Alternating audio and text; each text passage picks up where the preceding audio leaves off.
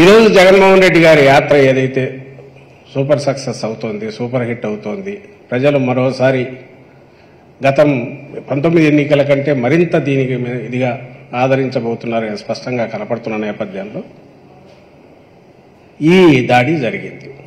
ఈ దాడి జరగడం కూడా ప్రమాదకరమైన దీనికి దారితీసే రకంగా జరగడం వల్ల ఇది ఎవరై ఉంటారు అని అనుకున్నప్పుడు, ఎవరైతే దీనివల్ల ఈయన యాత్ర వల్ల నష్టపోతున్నారో వాళ్ళ మనుషులై ఉంటారు, లేదా ఆ స్కూల్ ఆఫ్ థాట్, ఆ సిద్ధాంతాన్ని నమ్ముకున్న వాళ్ళై ఉంటారు అన్నది ఖచ్చితంగా అనిపిస్తుంది.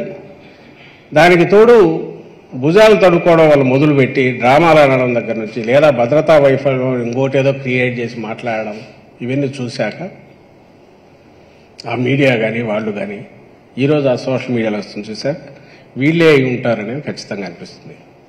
ఒకటి, జరిగిన దాన్ని క్యాజువల్గా జరిగింది కాదని ఎందుకు అంటున్నాం అంటే ఆ ఫోర్స్ చూసి అంటున్నాం. కొద్దిగా అయితే ప్రాణానికే ప్రమాదం అయ్యే రకంగా దాడి చూసి, గురి చూసి మరీ కొట్టడం బట్టి అంటున్నాం.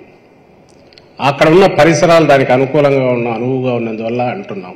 ఇది cold blooded planned murder attempt అని మేము అనుకుంటున్నాం. అదృష్టం బాగుండి ఆయన బయటపడ్డారు.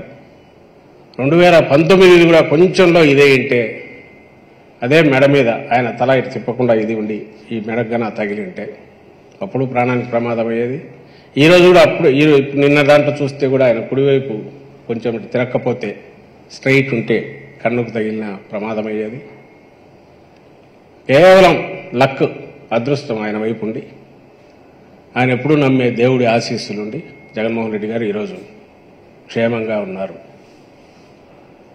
ఇలాంటి సమయంలో వాళ్ళు మాట్లాడే మాటలు చూస్తుంటే ఆయనకు ఏమి జరగలేదనే బాధనో ఇట్లాంటివి కనపడతాయి. సక్సెస్ఫుల్గా యాత్ర జరుగుతోంది, ఇలాంటివి చేయడం వల్ల ఆయన హెజిటేట్ చేసి లోపల ఉంటారు, బస్సులో కూర్చుంటారనన్నా ఉండాలి, జనంలోకి రాకుండా ఆపగలమనన్నా ఉండాలి. ఏదో ఆలోచన, ఒక ప్లాన్ దీంతో జరిగింది. కానీ ఇలాంటివి ఏవీ ఆపలేవు. యాత్ర దిగ్విజయంగా జరుగుతుంది. ఈరోజు వైద్యుల సలహా మేరకు ఒకరోజు విశ్రాంతి తీసుకునే రేపటి నుంచి యథావిధిగా సాగుతుంది. తరువాత కూడా ఎన్నికల ప్రచారం దిగ్విజయంగా జరుగుతుంది. అండ్ ఎన్నికలు కూడా బ్రహ్మాండమైన ఫలితాలు వస్తాయి వైఎస్ఆర్ కాంగ్రెస్ పార్టీకి. వైఎస్ఆర్ కాంగ్రెస్ పార్టీకి నాటకాలే సింపతి తెచ్చుకోవాల్సిన అవసరం లేదు జగన్మోహన్ రెడ్డి గారికి. అది చంద్రబాబు నాయుడుకో తెలుగుదేశంకో ఆయన మీరు అందరి మళ్ళీ పాత రోజులు గుర్తు చేస్తా. 2003 అలిపిరి సంఘటన జరగగానే దెబ్బకు సింపతి దాంతో 4లో రావచ్చని అర్జెంటుగా ఎన్నికలు అదేది అసెంబ్లీ రద్దుకు సిఫార్సు చేసి కూర్చున్నాడు. 3 నెలలు ఒక చేతి కట్టుకొని రోజు బస్సుల్లో జనాన్ని తెచ్చి వాళ్ళందరి దగ్గర చాలా నిస్సహాయుడిలాగా ఇదిగా ఉన్నట్టు నిలబడి అప్పుడు చేశాడు. ఇవన్నీ చేశాడు చంద్రబాబు నాయుడు. కానీ ఆ ఫలితం ఏం రాలా. ఎందుకంటే ఆయన క్యారెక్టర్ అందరికీ తెలుసు. ఇంకోటి నేను సీరియస్గా చెప్తున్నాను, Chandrababu Naidu school of thought, ఆయన సిద్ధాంతంలోనే, ఆయన రాజకీయ సిద్ధాంతం దాంట్లోనే ద్వేషం పెంచడం, అలజడి సృష్టించడం, రెచ్చగొట్టడం,